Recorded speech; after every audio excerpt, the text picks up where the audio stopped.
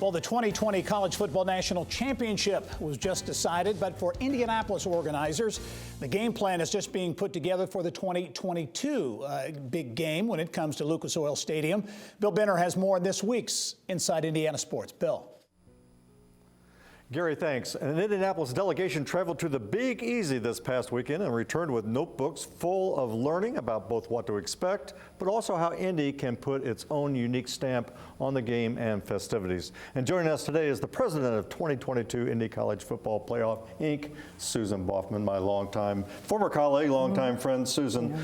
So what did you learn? What are those notebooks, or what are they full of? They are full of information. We were able to experience all the fan events. So we went down with sort of a split focus. We went down as the host committee, so we had official seminars and meetings and very specific information we were trying to get, but we also took the route as a fan.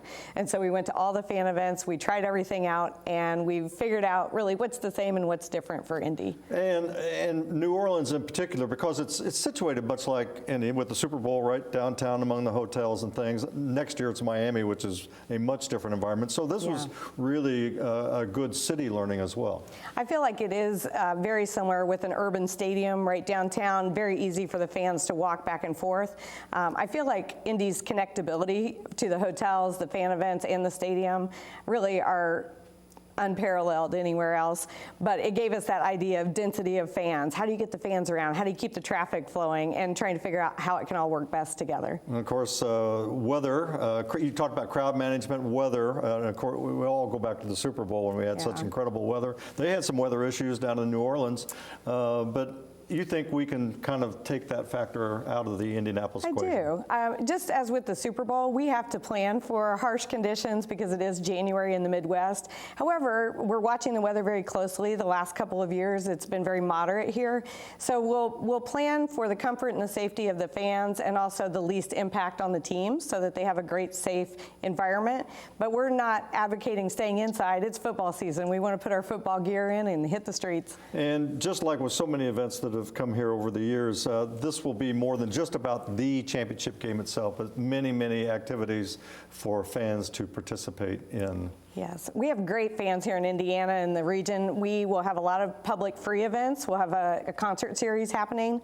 There's going to be a very large fan fest, which is very well done. There's a free media day, so fans can come and tune in and listen to their favorite coaches and athletes speak to the media.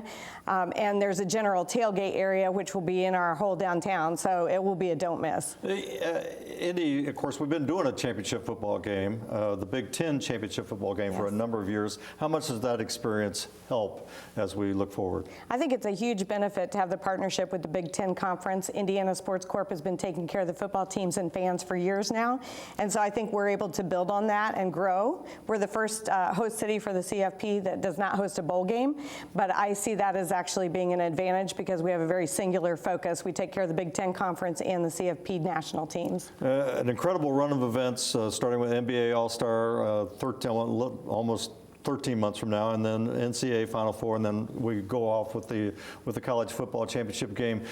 Any chance of burnout from all that in such a compressed period? I don't think so. Our volunteers here are so great, and we have so much professional volunteerism within the community.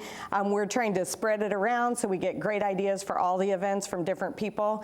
So there'll be some common threads working with the government, dealing with transportation, public safety issues where we can learn from each other. But I think there's a lot of opportunity for innovation within each event. And as we wrap up, Susan, we will soon get an update from the Community Championships Fund about the important aspect of Indy coming again to put forth the money behind these incredible events. Yes, we have a very unique fundraising situation. The Indy Championships Fund, led by President Dave Lewis from our community, raising money to go across all the events and make sure they're well funded. So we'll look forward to their report next week. All right, well, great information, Susan, the president again of 2022 Indy College Football Playoff. Thanks for being on the program, and we'll see you sooner rather than later. Gary, back to you.